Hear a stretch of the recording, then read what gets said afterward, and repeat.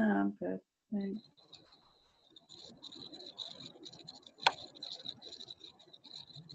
All right, thank you. You don't have to leave. It's up to you. You don't have to leave. Well, nobody's.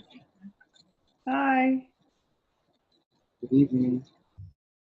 Hi, can you hear me? Yes, and I think Francesca, are you there?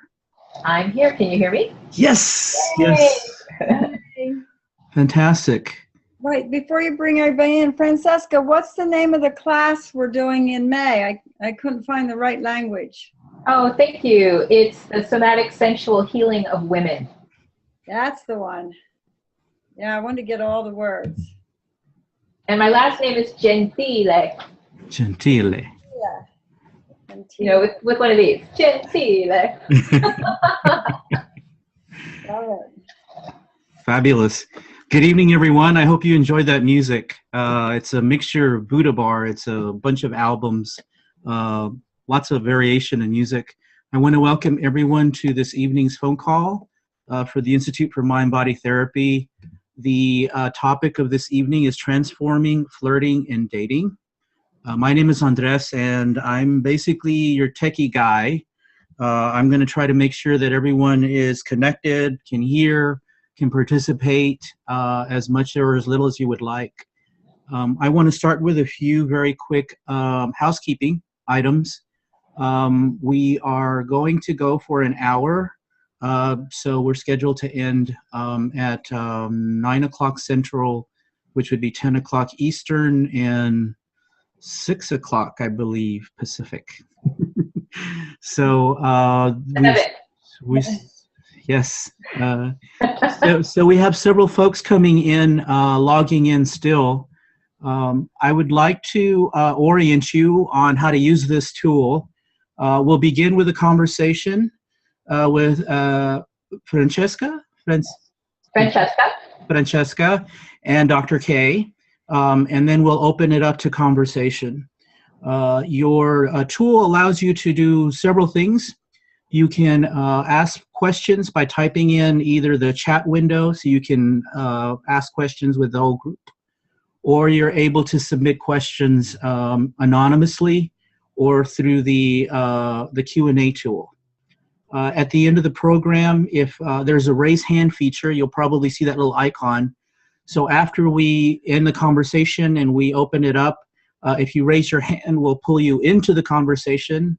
So you'll be able to participate by video and by audio as well, and interact with our presenters this evening. As people are logging on, if you find your chat tool, if you could just give me your first name and where you're connecting from, where you're contacting from, we'll just see if people are online. And what I will do now is I'll just turn it over to, okay, great. Carrie in Austin, Mitch in Atlanta, Carolina from Miami, Alicia from Rockville, Esther Brooklyn in the house. Wonderful. Tree from Santa Cruz, John, Bay Area, Charlene in Burlington. So we've got a lot of folks coming in. I'm going to turn it over to Dr. K and to introduce our guest this evening. Thank you, Andres. Thanks for all that techie stuff. Totally trust you and your wisdom with bringing us together. Appreciate you. Yes, Francesca, what to say about her? Go look at her homepage. I mean, it would take me all night to even tell you what this girl is up to. Very busy, very vibrant, very passionate about the work that she does, that we do. Very excited to have her on tonight. It took us a while to decide what topic she should speak on, but I felt we haven't really had anyone talk about flirting and dating, and so let's do that one. And I just want to also say that I'm looking forward to being with Francesca in San Francisco early May. We're doing a somatic sensual healing for women only. So girls, sign up, come out to San Francisco, and let's play with Francesca and learn and do some female bonding. So Francesca, whatever you want to tell us about this topic tonight, how you've come to run a class and do seminars on flirting and dating, I'll just turn it over to you, and you can help us to know you better in a way that I can't explain. Thank you so much, Dr. K. I really appreciate giving me this opportunity to share with your community, with my community. I'm already seeing some of the names of people that I know. Hi. Thanks for being on this with me. And you know, one of my passions is really creating a world in which sexuality and relationship are experienced as a blessing.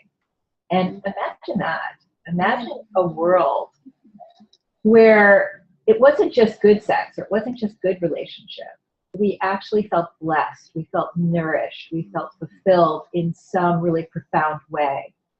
And when I start to think about that as my mission, then I start to think about what are the different ways that we can help fulfill that mission. So if you too want a world in which sexuality and relationship are experienced as a blessing, you know, how do we get there? And in one way we get there from, as you spoke about, the somatic sensual healing. There's a class that focuses on men, there's one for women, and it's actually for, although personal healing takes place, it's for trainers. It's for people who want to be trained in helping others heal. So it actually is open to both men and women who want to help women heal. And, but another place that we can look at and say, what if that was a blessing, is flirting and dating. You know, kind of the early days of what we hope might become a relationship. And for many of us, that flirting and dating, that way that we talk or don't talk at a party, the way that we talk or don't talk on a dinner date or at a bar, already starts to disconnect us instead of connect us. We start to feel confused. We start to feel like we don't know what to do, or we're not very good at this, or we're missing the cues. And then for those of us who are clinicians, for those of us who actually want to help others, well, how do we do that? How do we help other people navigate through what is often very unconscious? So that's what we're going to look at tonight. We're going to look at, when we say transforming flirting and dating, we're actually looking at bringing it from the unconscious to the conscious. Such a good way to frame it, because that's, I think, what happens to folks that lack self-confidence and sensual or sexual self-confidence. You know, this is where it starts. And so I think your work is really, this conversation is really important as a first step to help our folks to get from that conscious, that unconscious to conscious piece. Yeah, thank you so much. And, you know, you said that it starts with self-confidence, or it starts with self-love. And although that is a good place, so for those who are listening, that concept of self-love always felt vague, very vague, nice, but vague. And when we say self-love, what I've come to understand it for myself, because this may be hard for you to believe, but I was actually shy. In my teens and 20s, I had a terrible time even getting a date, and I was missing all the cues, and it was very, very confusing for me. So that what I'm going to be sharing with you today is actually very hard won. It's taken research, it's taken experimentation, it's taking classes from others to become clear on this. And what can look very easeful today is actually something that's very crafted, something that is like an art piece. You know, if we think of music, if we think of dance, if we think of a painting, is we have the calling to create, but if we want to do it well, we need to be trained and we need to practice. So anything that we want to be really good at, we need training, we need practice. And flirting and dating is no different. So if you're here, or you're here for your clients thinking it is so confusing, yeah, because painting is confusing, and dancing is confusing, and playing the piano is confusing, or driving in a car is confusing until we actually learn how to do it and then practice it. So let's just release any shame or, around, wow, I don't know how to do this, or my clients don't know how to do this, or I don't know how to tell my clients how to do this. And let's just deepen into, oh, it's like anything else. It's going to take knowledge and practice. Yeah, So, and it's really where we start, especially with our surrogate clients, because that's where the socialization skills come in, which are way more the most important piece of getting our clients into their bodies and feeling safe and secure, and then going out and sharing. And that means dating and knowing those social cues, as you mentioned, and the socialization skills. Yeah. and that it is okay to make mistakes. I mean, I made mistakes when I was first starting out, and I would, one of the very common mistakes is to reveal too much.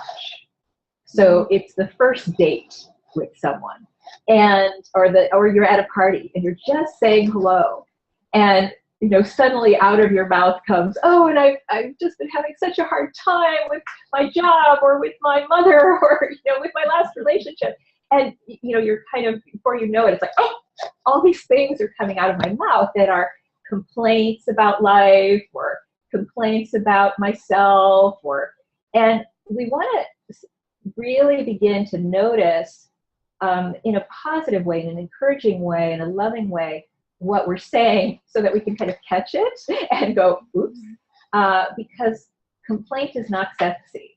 Complaint is not sexy. So eventually, of course, when we're in a relationship, we want to be able to share heart to heart, and in our down days and our bad moods, but not in the beginning.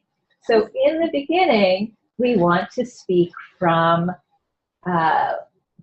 what is working. We want to speak from joy. We want to speak from what we do like. We want to speak from what we're passionate about. We want to speak from vision. So rather than saying, oh my God, have you been listening to politics lately? Once again, politics is something we should not probably be talking about in the first date. But if I wanted to say anything about it at all, I might say, I'm really excited that it feels like there's a lot of change coming, that it feels like there's a lot of transformation possible. I want to speak from the positive. I want to speak from a sense of vision. I want to speak from a sense of joy. Because why? Because we're drawn to people who are positive. We're drawn to people who have a sense of joy, who have a sense of passion. And so we want to speak from a sense of joy or passion. Save the complaints for your best friends. Save the complaints for your therapist. Save the complaints for, further down in the relationship. And even then, perhaps don't say all the complaints all the time, because that can be very hard on a relationship to hear complaints. In fact, I teach my clients, if you need to ask for something to be different. So let's say, this is more in dating. Let's say in dating, I think that my date, we've had several dates, and they're not paying for the dates, or they're maybe not paying equally for the dates. There's something about it that I'm not liking. Well, if I say, you never pay for the dates, or you always make me pay, or why are we, when we're splitting, I always end up paying more. Well, that's probably the last date.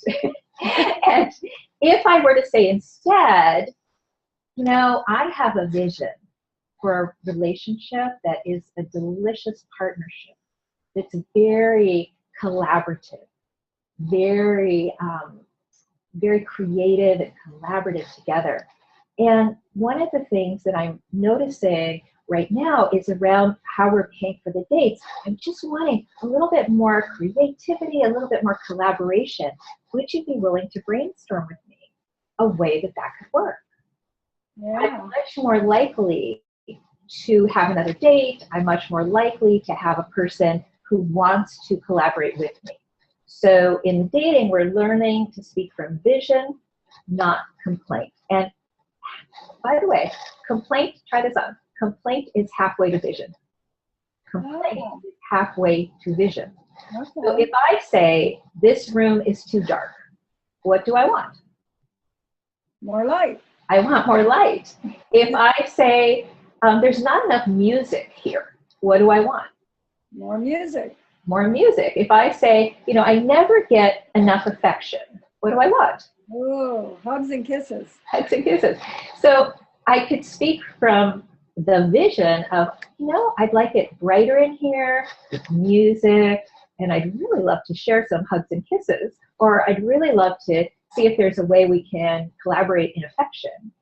I'm much more likely to get that beautiful thing that I want than if I speak from complaint. So this is a practice, this is a technique that I use in myself to notice the complaint in my own mind, but then flip it and say, what do I want, instead of what don't I want. I want to get back, because I think I stepped over it, that sense of self-love. Self-love to me has become an action and a practice. All of life is an action and a practice. All of life is, in a sense, rewriting and rewiring, like, you know, the good programmers that we are, rewriting and rewiring from the past. So in many cases, I didn't see my mother and father have a great relationship, or I wasn't taught how to navigate relationships in a really graceful way. So I literally have to start rewriting the programs that are in my mind. And this will take a certain amount of effort and practice. And self-love is one of them. I wasn't taught to love myself. I was taught, you know, don't be too full of yourself. Who do you think you are? Stop tooting your own horn. You know, sometimes in my family, or in some families, they will even say, I criticize you because I love you. I criticize you because I love you. That's messed up. That is just messed up. So when I grew up, if I've been in that environment, then I criticize myself in order to love myself. I say, ooh, I can't think good things about myself, because then I'd be too full of myself. I can't think positively about me. That would be too selfish. So I become used to criticizing myself. I become used to putting myself down. Or for some of our clients, especially some that might be on the autism scale, they just maneuver through relationships in a much different way. They things that might seem obvious to people who are not on the autism scale are not obvious to people who are on the autism scale. And so very early on, relationships start to feel punishing and confusing. So my son who's 24, he's on the autism scale, and he'll say to me, Mom, you know, sometimes people like me, and I don't know why. I don't know what I did. And then later, they don't like me, and I don't know what I did. You know, it's all vague to him. And so we talk about things like, let's talk about what has people like you. And self-love is that it is knowing what you like and doing what you like and approving of yourself. So I like bubble baths, I take bubble baths, and I approve of myself for taking bubble baths. I like pretty colors, and I wear bright colors, and I approve of myself for wearing bright colors. I make mistakes, and instead of yelling at myself like I used to, and say, you're so stupid, I can't believe you did that, you know, that was messed up, Francesca, nobody's going to like you. Instead of saying those things to myself, I actually say, I love you, you get to make mistakes, that's human, it's normal, it's okay, I still love you. And I just did that like that was easy. And it is easy now. And it took me years to have it be easy to love and forgive myself when I made a mistake. It took me years to identify what I wanted, give it to myself, and approve of myself for making that step. So self-love is actually an action. It's not just a concept. It's the way that we talk to ourselves. It's the way that we treat ourselves. And we want to tell our clients that. I work with my clients to figure out what are some of the things that they love. Maybe what are some of the pleasures from childhood that they even forgot about. My son, secretly, was a sensualist. And because he was a boy in the culture that he's in, he didn't feel that he could tell people he liked silk. But I knew that because I was his mother, I knew from childhood that he loved sensual touch, and he loved, I would take a silk scarf and drag it across his body, and he loved that. So when he got a little older, I would get him silk pajamas, or I'd get him a silk shirt, and it was like a dirty little secret, you know, that he couldn't tell somebody else that he had silk pajamas at age 12. So, but you want to help ferret out, help dig out for your clients or for yourself. What are some of those things we loved as children, as sensations, colors, flavors, tastes, sounds? And we want to really encourage our clients to start giving themselves permission and approval to have that in their lives, to have lives that are beautiful and sensual around them, to get housekeepers that clean their room if they're not good at that. Some of the autism scale people, they're very spacey about what it is to clean and organize. Can be hard for some of them. Supporting them to get a housekeeper so then they can be proud if somebody comes over to their house. Supporting them to get someone to do clothing consultation for them. They might have some very definite ideas of the colors and the textures that they like, but they might not have given themselves support and permission on how to find them in ways that actually suit their body type and showcase their coloring and showcase their bodies. So we want to support them to get clothing consultation. And I recommend this for all of us, is, you know, to get the support so that we feel the best about ourselves, that we know we look good. That can really be part of that self-confidence, is that sense, I know I look good. I know these colors are good on me. I had help. You know, I had help putting this on. I had feedback from people. And now when I'm going to this date or I'm going to this party, that's a layer of confidence. I often feel like when I'm getting dressed that I'm putting on my confidence. Oh. You know, it's like, oh, this dress is a good color, but I know it looks good on me, and this is it has a little V-neck, so it shows some of the cleavage here, which catches the eye. So, you know, but not too much, you know, just enough to be intriguing. But we often need help to figure out, and same for our masculine, they need help to figure out what actually looks good. I used to do clothing consultation, and there was one of my clients who was having trouble dating. And I said, let's go to the store. Let me help you.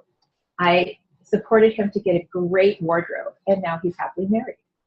Oh, and I'll tell you another story about this, is my sister had a buddy who was in the friend zone, like solidly in the friend zone.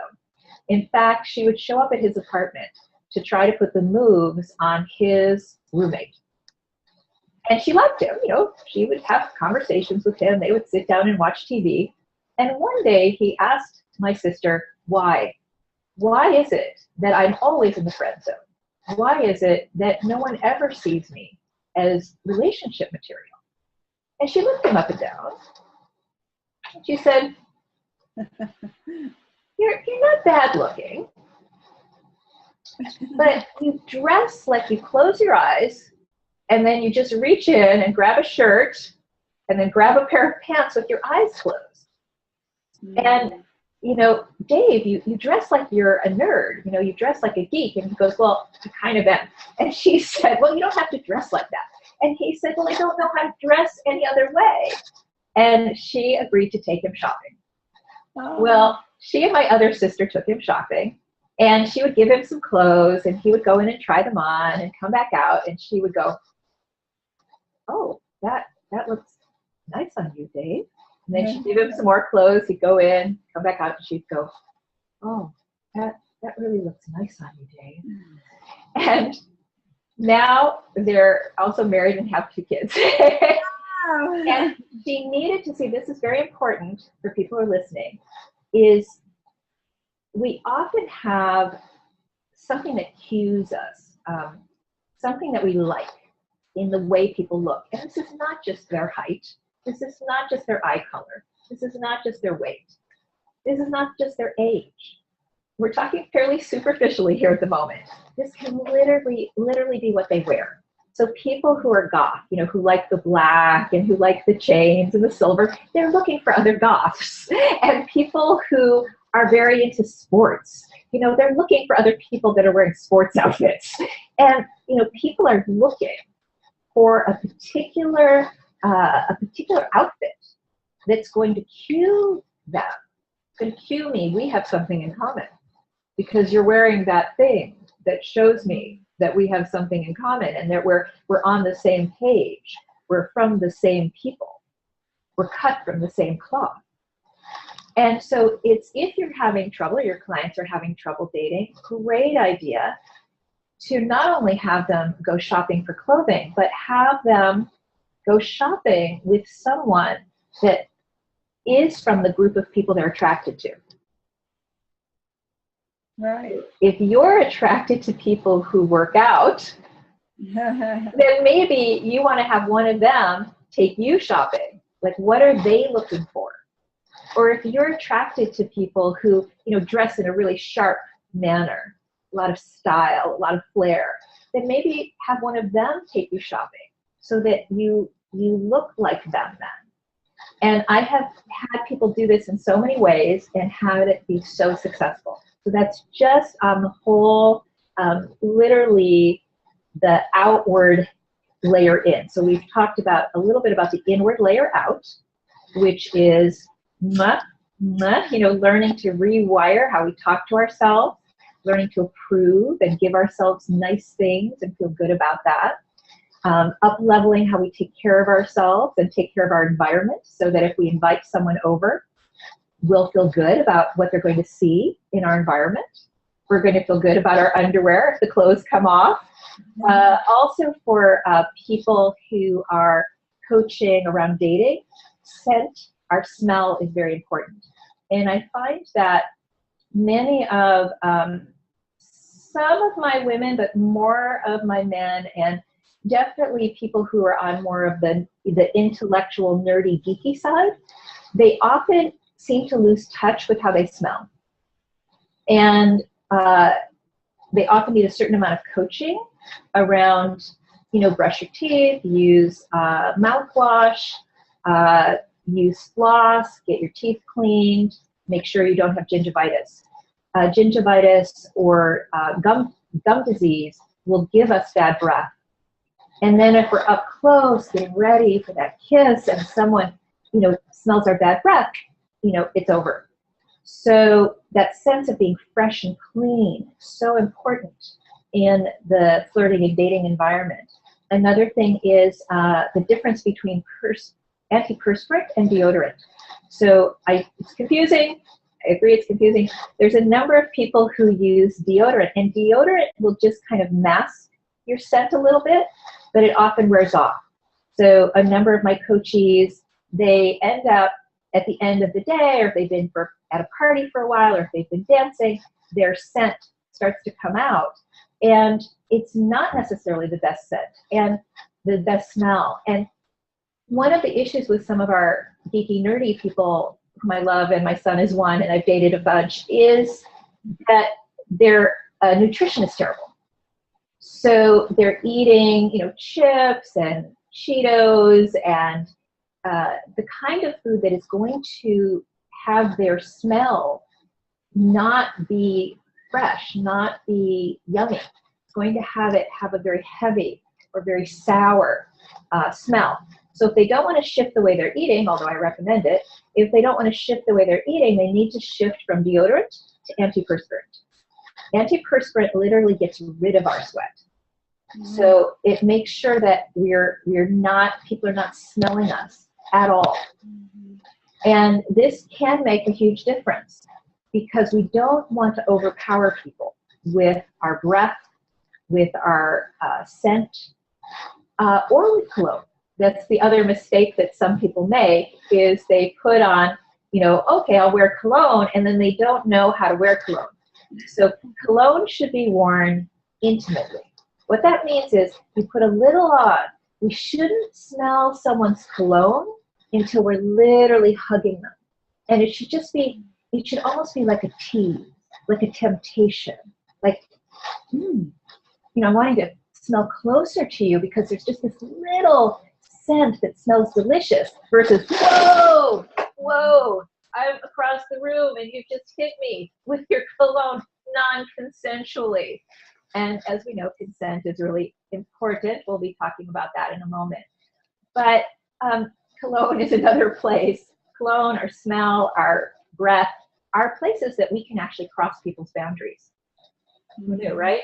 So we want to be careful with those, how we taste, our own smell, and our cologne. So now we're starting to smell fresh. We're dressed great. We're starting to feel good about ourselves. And I believe in the fine art of self-pleasuring, which also means taking the time not just to jerk off. You know, you could fuck yourself for somebody else, or you can move on the spectrum from, you know, just fucking and getting off with yourself or someone else. You can move into the spectrum to pleasure, where we start to explore pleasure. You can move into a sense of love and affection. And, you know, if you study Tantra and things like that, you can even move into a sense of reverence in the divine. But let's just start moving from, you know, just jerking off or just getting off. One of the exercises I give my clients is to spend some time literally appreciating their body. So nice, long strokes, soft strokes. It can be harder or softer, depends on how you like it, but slow. This releases oxytocin, which gives us a sense of well-being. So nice, slow strokes, releasing oxytocin. I want the whole body covered. And then I invite them to say to themselves, thank you. Thank you for being my body. Thank you for carrying me in this lifetime. Thank you for your strength. Thank you for your life force. And then I invite them to find things that are attractive, you know, handsome or attractive. A lot of people, this is a great area, and there's lovely muscle here for a lot of people. So it's like, I have a good muscle here. Nice. You know, a number of people have a nice muscle here. You know, I have a really good muscle here. This area, which I'm showing off tonight, is actually very attractive on both men and women. To be able to look here and say, oh, you know, this is handsome, or this is lovely. Some of us have beautiful ears, or beautiful lips, or great eye color. Some of us have, like I said, strong arms or strong legs. So this exercise of caressing the body really supports us to start to feel full of ourselves rather than needy, because nothing is less attractive than someone who's depleted, empty, and trying to get, you know, if I'm going to say, if it were me, if I'm depleted and empty and I'm trying to get you to save me, you know, like, it'd be so great if you would just like date me, and like, I'm really lonely, and would you please like me, because I hate me, okay? Like, I hate me, but if you like me, then maybe I won't hate me. There is nothing more unattractive, and I know how to do that because I actually felt that way. So for many years, I felt that way, and it maybe isn't what I was saying, but it was what I was projecting.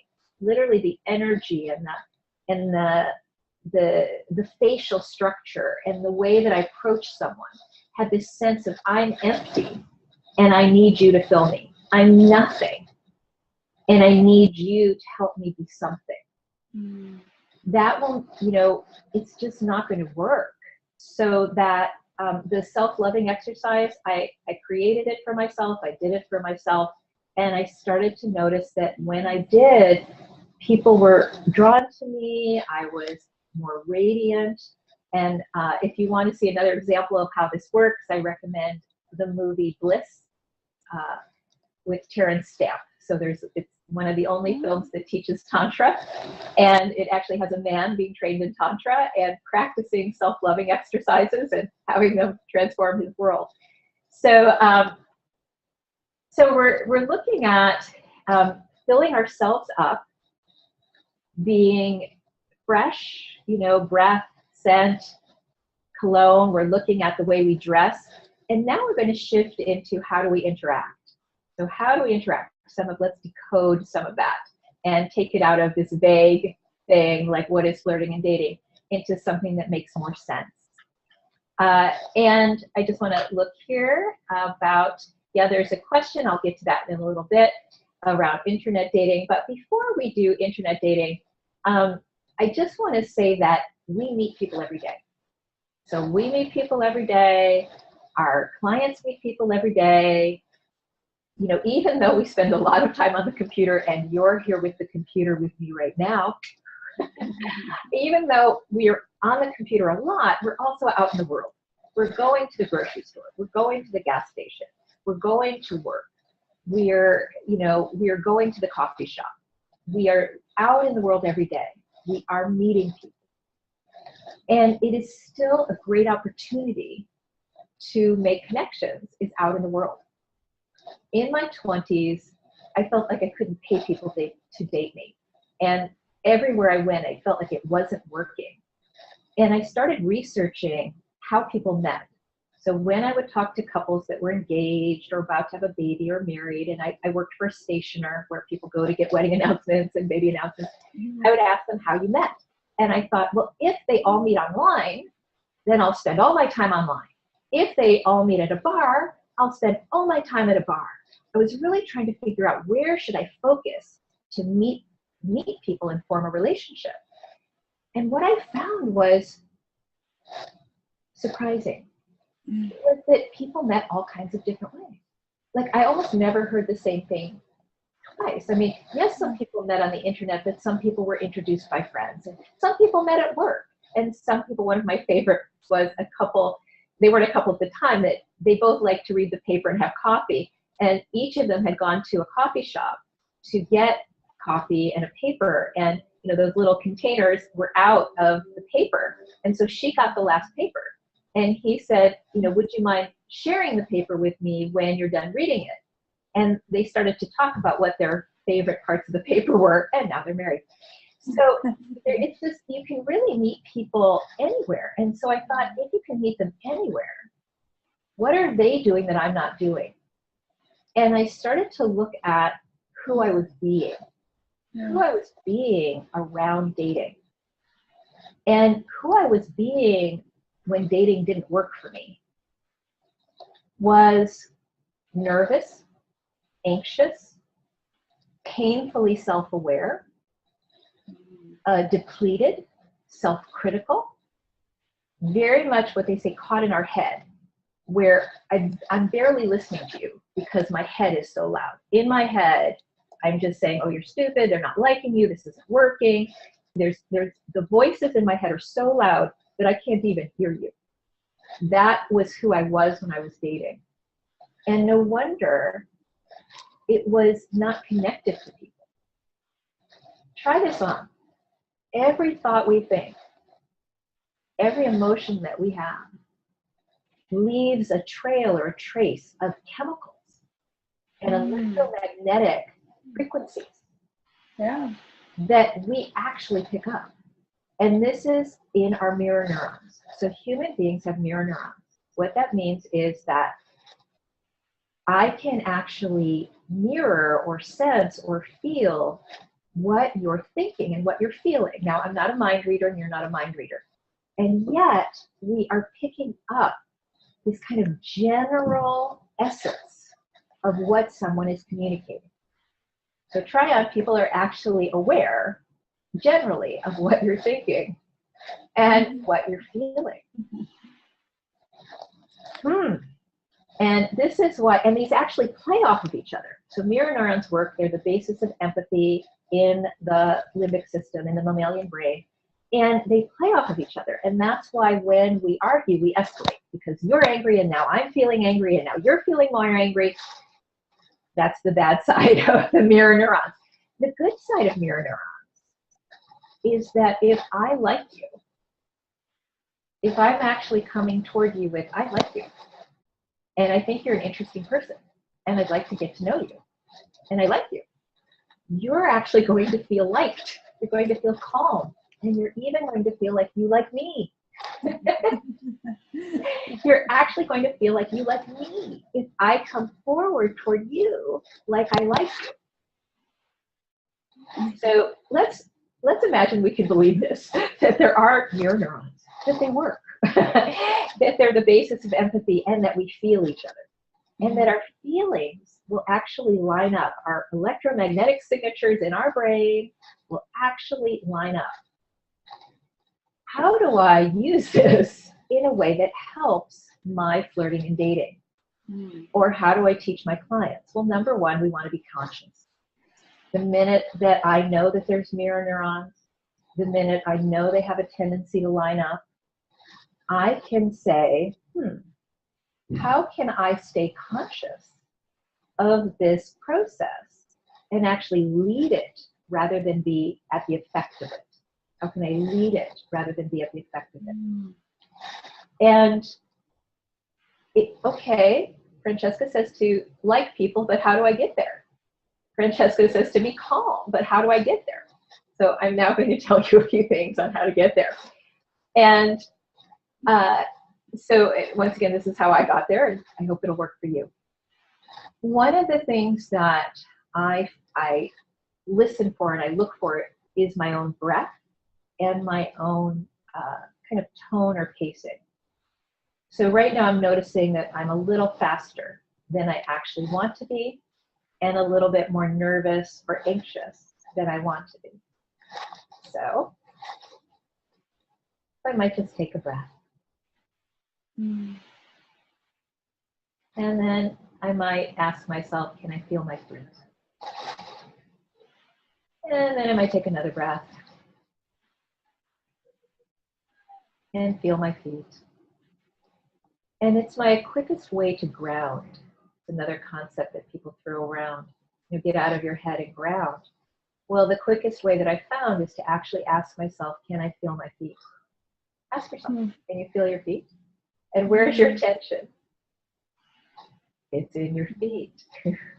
So one of the quickest ways to get out of our head and into our feet and into our body is just to take a nice deep breath. Relax the jaw and the belly. Can I feel my feet? Let's try that. Nice deep breath. Relaxing the jaw and the belly. Can I feel my feet? And now here we are, a little bit more present with each other.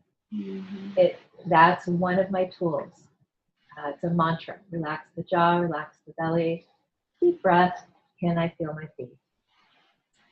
And as I relax, they'll relax. So now I'm feeling a little bit more relaxed, but how do I actually feel that I like them? How do I move forward in a way that they would feel that in my mirror neurons? And what I use, I learned from Buddhist Tantra, and it's called the 4 abodes of the heart. The 4 abodes or chambers or rooms of the heart. And the first room of the heart is suffering. And the Buddhists believe that life is interwoven with suffering. No matter how much I think that you have the good life and I have the hard life, no matter how much I might think that, if I actually knew your life, I would know of your suffering. I would know the times that you felt confused or rejected, the times that you had a dream that died, or the times that someone or a being very precious to you passed from this earth. This is every human being. And when I can look into your eyes and see the suffering, immediately my projections drop away. And projections are negative and positive. So if the minute I meet you, I think, wow, what an amazing person. That's a projection. I don't know you. Right. And if the first time I meet you, I think, ew, there's something about you I just don't like, ew, that's a projection. It takes time to know a person. So by seeing the suffering in someone's eyes, immediately the projections drop away and I'm with another tender human being. The second room of the heart is greatness. Every human being has greatness. And you start to catch a glimpse, even if you're making it up, it doesn't matter. You start to catch this glimpse of, yeah, I can see that spark in their eyes. yeah, they do look creative. They do look smart. They do look interesting. And you see the greatness. Every human being has greatness. And the third room of the heart, or chamber of the heart, is collaboration. And every two people could collaborate on something. If we could only figure it out, if we only knew, if we only had their resume, we would know how to collaborate with them. And so we just guess. It's like, what could be possible if I were to join my gift, skills, and talents with theirs? What beauty we could create in the world? What harmony? What fun? And you just kind of imagine that. And the fourth chamber of the heart is a sense of the eternal spirit. Is really wondering, might I have known these eyes and this energy in another time, in another place? Now, if you can't get that far, and 4 can take a while, just either the suffering or the greatness can break us out of the projections and start to be with another tender human being. And I also have a video. If you Google tantric flirting and dating with Francesca, you would find it, and you could drop it in right now. Thank you for doing that. So, so we've got the 4 abodes, or chambers of the heart, which I teach in the video. And then the other thing that I practice, I call the 4 C's of flirting and dating. And the 4 C's, and I would teach this, of course, to my clients, but I practice everything I teach, I try to practice. It's important for me to have the integrity to say, instead of do what I say, not what I do, to actually say, I've done this, I've worked hard on this, I practice this. That's important to me. So the 4 C's of transformed flirting and dating, I think that the first one is courage. That I'm going to tell you a secret. Every human being has doubt. Every human being questions themselves in some way. Every human being thinks that there's something that maybe isn't good enough about them in some way. And it's not always obvious when you look at them. You know, you and I might think they're gorgeous, and they might think they're not good looking enough. You or I might think they're brilliant, and they might think they're not smart enough. So it's not always obvious, but we can assume that every human being has this sense of self-doubt. And when I focus on how can I make someone else feel better, so I want to have the courage to come forward, to understand that it takes them courage too. It's not just me that it's taking courage, it's taking them courage too. The next place I want to be is compassion. And compassion is that sense of course, they also have something, I don't know it yet, but something that is challenging to them, something that's the suffering again, something that is they doubt themselves in. And this would be no matter how pompous, so no matter how arrogant someone is on the surface, no matter how pompous they are in the surface, no matter how sexy they are in the surface, doesn't matter. They have, let me tell you, please trust me, they have something inside where they doubt themselves. And sometimes the most arrogant person and the most sexy person is the person that doubts themselves. Yeah. Yeah. So we want to move from courage to compassion. How can I hold this person very tenderly in my heart? And then we want to be curious. I want us to try on that a core human need is to be seen, felt, and heard. So a core human need is to be seen, felt, and heard. Some people go through their entire lives without feeling safe enough to reveal themselves, or having revealed themselves, feel that they have ever really been received in a beautiful way. So I want to be curious. Who are you? Who are you? Where did you grow up? How did you get to this? Did you grow up here, or did you move here? Why did you move here? Yeah, and you know, if there was one thing that you wanted me to remember you for, what would that be? What's the thing in life that you're most passionate about? And I try to ask questions that might have started interesting conversation. Oh, one of my favorites is, if you could change the world in one way in your lifetime, you've been given a wish, just one. You could save the whales, you could reduce global warming, you could make sure that no child is ever harmed. What wish? Could be anything, but it's for the world. It's not about you. It's actually for the world, to help the world. What would be your wish? And I'm just fascinated. I'm like, what would it be? And, you know, so I ask these questions that I'm really fascinated about. You know, what is the thing in your life so far that has moved you the most? You know, and so it's just starting to like, what are you interested about people? And it's cultivating an interest about people. What do you want to know about people? Dating is a great research experiment. You know, be the scientist, collect your data. You might never see this person again, so what do you want to know? What's your favorite sexual experience? You know, what makes women interesting to you? I mean, I might never see you again. What makes men interesting to you? If you're, you know, tell your clients to have them ask that. It can't hurt, because they're collecting data. Even if they never see that person again, they've collected some good data. So I like to be the scientist of life and be curious.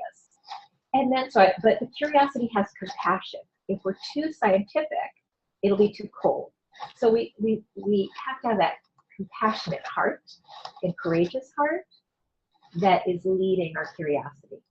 And last but not least, in the transformation of flirting and dating, is contribution.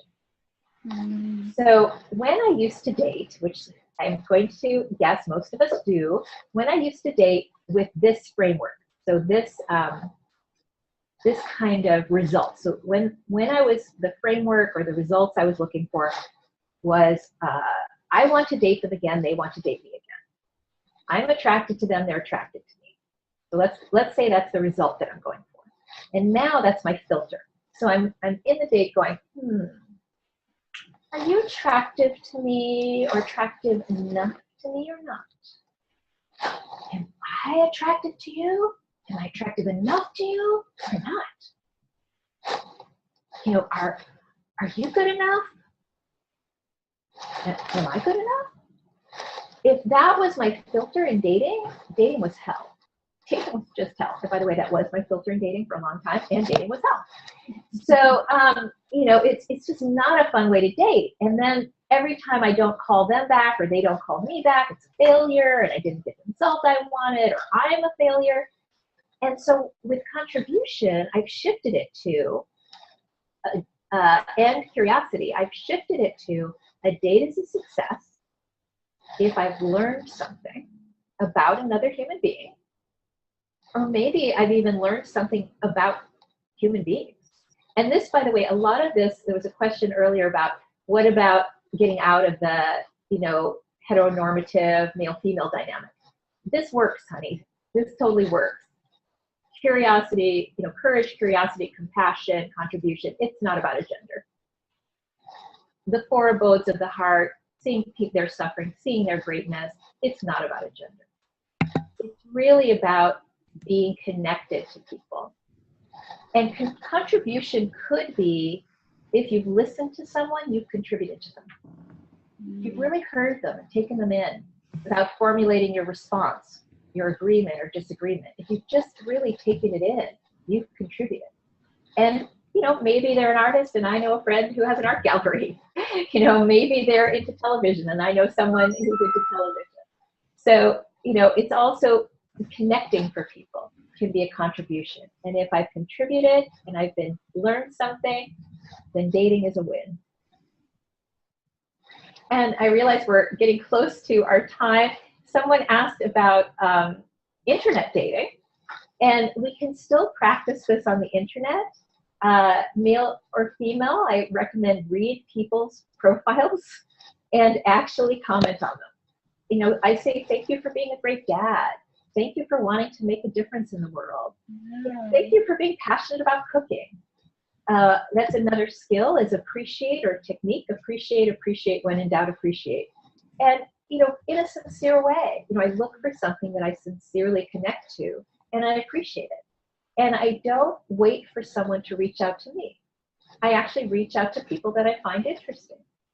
And then if I found them interesting enough to reach out to and they reach back in a cogent, you know, a cogent, they speak well. They speak well. They speak in a way to me. They write in a way to me that feels good to me or makes sense to me. I'll often have, tea. I usually start with tea. Tea is great because tea implies about an hour, hour and a half, and then you could shake hands and leave if you don't like it. But if you like tea, then you could go for dinner. You could go for lunch. So I normally start with tea. Even if I paid or you paid, it's not that much of an investment. So I start with tea or coffee. Substitute coffee here if you're a coffee drinker. So start with tea or coffee. It's not that much of an investment. And then see if you want more than that. I recommend, it depends on what you're looking for, but if you're looking for a relationship, I recommend personally waiting to have sex. Not, I love sex, I'm passionate about sex, but and letting people know that, but just letting them know that you'd like to get to know them a little bit better. And you'd like, maybe that's 2 dates, maybe it's 3, but it's just, waiting to see if your core visions and values line up. Is there something that you have in common that might, look good for creating some kind of future together other than you think you're cute and they think you're cute. So internet dating, be polite, be gracious. If someone writes to me in a way that I feel is less than gracious, I either ignore it or I educate them. So I literally will say, I think it might be additive if you were to write saying what you knew about my profile. For me, I don't feel connected if you just say, hey, cutie. So we can also educate people, and that helps the world. Let's see, any other questions? Wonderful. So I'd like to invite folks, if you'd like to join us, use the raise hand feature and we'll connect you by video and audio. I don't see any other questions that have been submitted yet, so I'll keep an eye out. I'm curious about languaging for when you don't want to see someone again. Like if you've had a date or 2 or 3, like that's where people get stuck in not wanting to date because they don't know how to either, one, handle rejection or reject, and that's a strong word, but to say I really don't think this is working out. So can you give us some language and how to deal with yourself or gracefully step back when some connection hasn't worked out? Thank you, Dr. K. That's a great question. So in my mind, I've reframed it to completing. So some relationships complete in an evening or over tea. Some complete in a weekend. Some complete after a few dates. And some, if we're blessed, last years or a lifetime. We haven't failed and no one has failed if a relationship completes. So that framing has really helped me. Then the other thing is I am very bold in when I date people. Not sexually bold, but I would say emotionally bold, in a way revealing. So on a first date, I might say something like, if you could have it any way you want it. Not with me, it's not about me, it's not against me. What's your vision for dating and relationship? Any way you want it. And let me tell you my vision. And, no hard feelings if your vision doesn't match my vision. And I've had great dates that were like 6 hours and swapping like amazing stories and having so much fun. And we actually covered what we were looking for and very graciously, hugged and said, that was an amazing date and we're not going in the same direction. Yeah. And thank you so much for sharing time with me. I really enjoyed that. So me personally, I'd rather find that out sooner than later. I don't want to have to wait the 3 dates or the 5 dates or the 6 dates. Sometimes it can take a couple dates, but I've honed my skills at this point where it becomes fairly clear within a date or 2. Is there more potential or not to keep moving forward? And I often say if I've dated someone 3 months, I'll probably date them 6. If I've dated them 6, I'll probably date them a year. If I've dated them a year, I'll give them another year to see how the data replicates. And depending on whether I like how it replicates, I'll either keep going for another couple of years or I will complete the relationship at that point. So getting to being courageous enough to actually sometimes reveal, you know what I'm looking for, and once again, this is not about you or against you, it's just my vision for relationship, is I'm looking for something compassionate and passionate with my best friend, someone that we can have space and feel confident and trust each other and come back together. I'm looking for monogamish. I travel and teach around the world. I want to be trusted. And I'd love someone who could come with me at times too. I want to create a relationship that we're proud of. And I want it to make a difference in the world. And I want someone who's willing to work on themselves to make that difference, as I will work on myself. And that's just what I want. And it's not about you. It's not against you. It's just what I want. And, you know, how does it feel hearing that? Or what do you want? And Yeah.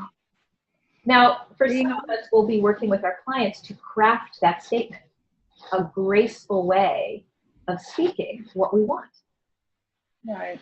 Yeah, I think it's an important tool for us to have, is to teach them how to get into conversations and how to get out of conversations and how to get into relationship and get out of relationship in a graceful, caring way for them and the other person. And Tree, do you have a question? I have a couple, but let me think. This might be a whole nother workshop. But I work a lot with men, and it's a confusing time for men. You know, after women's lib, they got more in their feminine, and a lot of the men are walking on eggshells around women, and you know, I'm letting, and they're losing their masculine, and women don't find them attractive. And I you know, I have some tools, but I'd love more on how to work with them in that area. Yeah, let me tune into that for a moment. What I think I hear you saying is that some of us are drawn to a strong masculine. Mm-hmm. And once again, even outside of gender, some of us are drawn to a strong masculine. And that what we often mean by a strong masculine is can hold a vision, can create a plan. So the masculine energetically is propulsive, directive, structure-oriented. Yeah. So propulsive means kind of has a vision, directive means can make a plan, Right. structure-oriented means can take it from a vision and a plan into action. Right. Some of us really want that, like we long for that. And so, and if you're someone who longs for that, we often want to see, can we invite someone into that? Can we let them know? I would love to have someone in my life that can have a plan and, you know, have a vision, make a plan, and put it into action. That would be so sexy for me. In fact, I would want to rip their clothes off and have mad passionate sex with them right now if I really felt that that was happening. Yeah. And so we want to make sure that the person knows that there's a goodness coming at the end, because it takes work to have a vision and a plan and put it into action. And then the other side of that is for our feminine is we have to know when to let go. We have to, and this, once again, this is outside of gender. Right. We have to know when to say, I love it when you have a plan, and oh, what, you know, I love it when you know where we're going for dinner and you let me know what to wear. I love it when, you know, we have to say, like, this is what I would love from you. This is, and let it happen. I had a partner where we would each take charge at different times. And the way that I would test it is I would say, honey, what do you want to do tonight? And if he said, I don't know, then I knew I was going to be in charge. Yeah. But if I said, if I asked him and he said, well, I think we're going to have chicken cacciatore for dinner, and then afterwards we're probably going to snuggle, and I go, okay, he's in charge. And then I would never debate him. If he was taking charge, I would support him to take charge. But then I might say, could we have chicken cacciatore with a salad? So rather than say, well, I don't eat meat, I'd rather have a salad. Once again, being able to speak from that vision and that graciousness. Right. After women's lib, women started to be very antagonistic in the way that we would communicate in the world, or the feminine. We lost the capacity to even communicate from that softer, more gracious, more supportive way. Right. It still says what we want, or still invites someone, but invites rather than directs.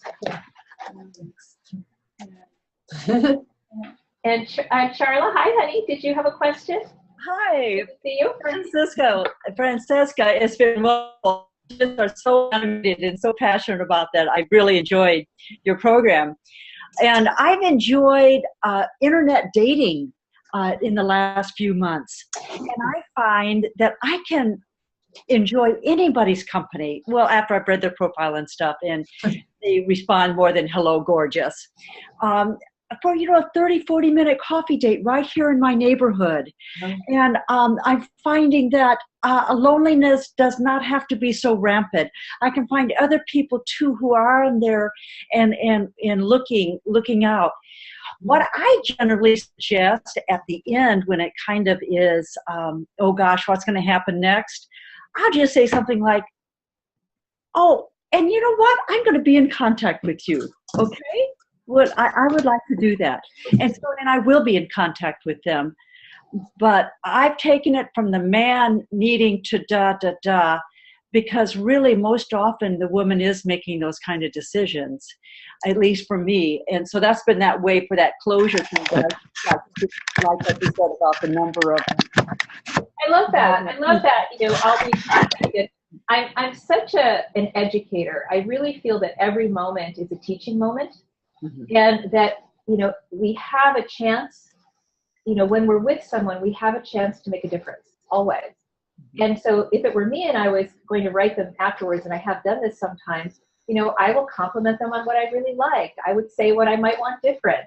I would say, I've written to people and actually said, it would have me feel more connected to you if you would come, and I think it would help other women if you would shower before, or if you would, I think you'd look great in red, or whatever. And I will actually educate them.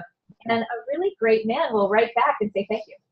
Like, thank you so much for telling me that. Yes, it's like that part of being honest. If we're, as sisters, leave everybody better, as sisters and brothers, leave always the next person better, because we've been able to be transparent and honest about that. That's a beautiful thing, and it just welcomes me to meet many people.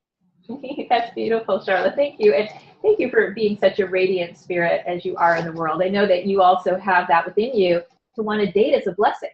So yeah. How can we date other people as a blessing rather than once again coming forward as to what am I going to get from them? We really want to transform that. Yeah. How can I be a blessing? How can I be a contribution to the people that I'm seeing, even if it's 45 minutes? I may never see this person again. How can I make a difference in their life? And I want to date you.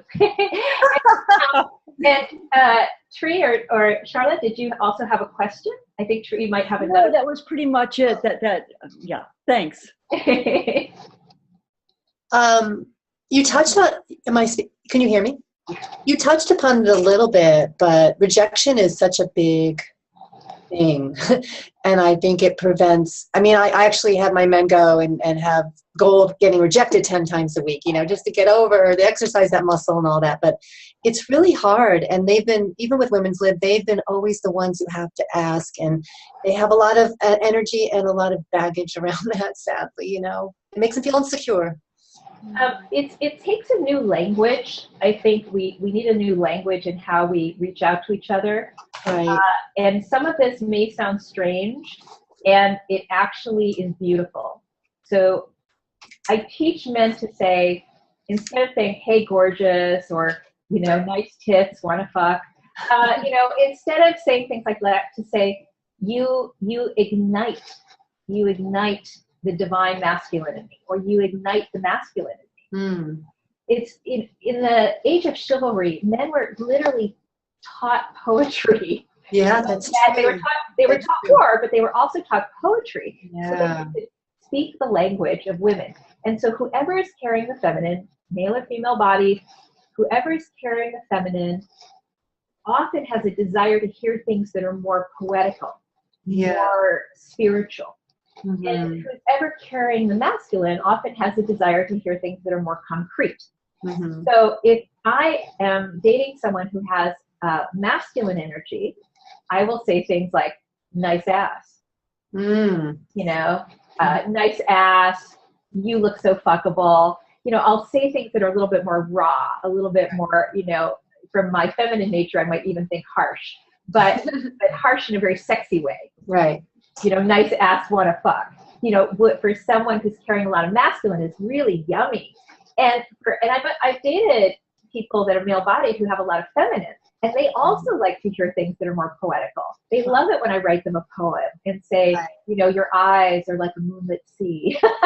And so, we want to, for our masculine, I would say, take, for people who are drawn to feminine, once again, regardless of body type, if you're drawn to someone who carries a lot of feminine, Right. I would say take a poetry class and you ignite the masculine in me. You look like a goddess. Those clothes look beautiful on you. Mm-hmm. Those are things that you can say. Another thing for women, if you like, regardless of gender again, if you like someone who's a sharp dresser, someone whose clothing really catches your eye, that person probably uses clothing as an art form. Right. So like a painter uses paint, this person uses clothing. Right. And it really makes sense to say, not just, oh, those are nice shoes, but, I've never seen shoes like that. They seem very unique. Who makes them? This is how, who makes them? Are they a particular design? They look like they're handcrafted. Or, is that jewelry that, it just feels like it has a story. Is there a story with that piece of jewelry? Those are things that people who carry a lot of feminine, there's a story with their clothes. Let me tell you the story about my clothing. And these earrings, oh my God, let me tell you about these earrings. And we like to talk about those things. Right. So when I love someone who carries a lot of masculine, things that I've done, I've learned about Formula One racing. I've learned about martial arts. I've learned gaming. There's a lot of things that I've done because I love someone who loves these things that are not my natural place of interest. And the opposite can also be true. If you're loving someone who carries some feminine energy, then, be curious and learn something about what interests them. Yeah. Be able to talk a little bit in their language and the way that they like to be talked to. So for the feminine, we talk more poetically, more spiritually. For the masculine, we talk in a more kind of rough and raw kind of way. Thank you. Great. Anything else? Boy, I'm energized, and I'm in a long relationship, and I'm thinking about how I can flirt and apply these same tools inside of a committed relationship. You really can. And our couples, people who have been together for a while, these are all good techniques and tools to bring into any relationship. That idea of you can always have your partner dress you is a very fun one. And you get a little wild with that too. Wow. So you can say, let me take you shopping, honey, regardless of who's paying, just to put you into something that's going to have you look delicious is fabulous. And then we can go even further where I've had partners where I had a partner who was a techie who, as a techie, I felt he was a little boring. So I decided to fantasize about him as a pirate because he had a sailboat and he liked to sail. So in my fantasy, he would dress like a pirate. So eventually I actually took him to get ruffled shirts and things like that, just because that helped me connect to my fantasy that was so hot for me. Yeah. Very cool. Well, I think we've gone over time, which is a good thing. People have stayed on and you had questions and great answers. So thank you for hanging in with us too and giving us your time. Francesca, I really appreciate you and your enthusiasm and energy. And this is recorded, right, Andres? So folks will be able to review it and also folks who couldn't be on tonight, it'll forever be in posterity here with the Institute. Thank you. So, thank you very much. Yes, it will be recorded and posted on the website within 5 to 7 days. I don't know if, Francesca, we asked you how folks can get a hold of you? Yes, thank you so much. My name is Francesca Gentille, Gentille. You can Google me, but you can also go to francescagentile.com and find my website and get a hold of me. And I'd love to talk to you. And I also offer a free 45-minute phone consult. So if you're on here and you'd like that, I would love to get that to you. Oh, thank you. Wonderful. That's so generous. Yeah. And so thank you so much. And Susan, would you like to just let people know who our next speaker is coming up? Sure. I believe it's Mitch. Is it Mitch? I was going to say it's Mitch Pepper. I think Mitch is on tonight. Mitch, are you there? You want to say something about? Looks like he might have signed out already. Find out. Okay. Mitch is involved in a program for veterans and spreading the love. Love a vet today, and send your hugs and your love to a vet. So Mitch will be talking to us about his program and what he's doing for folks who are mostly named as veterans. That's what his focus is right now. But he has done a lot of work for the 30 years that I know him inside the world of physical disabilities. And so he's the man, he's the guy, he's the go-to guy for any of this conversation around disability or how we can reach out and love a vet. So that'll be the third Thursday of next month, March. What is that, like the 18th? 16th. The 16th. Okay, thank you. Yeah, so tune in for Mitch in March. And then April is, do we have April? Oh, Is Patty Britton. Woo, Yes. I love Patty. Yes, Patty will be here. I'll be speaking on her conference call in the afternoon, and then she'll be speaking with us on Sexology U. Both Francesca and I have expert courses with Patty. Yeah, so she's going to speak about that, and yeah, that'll be an exciting month too.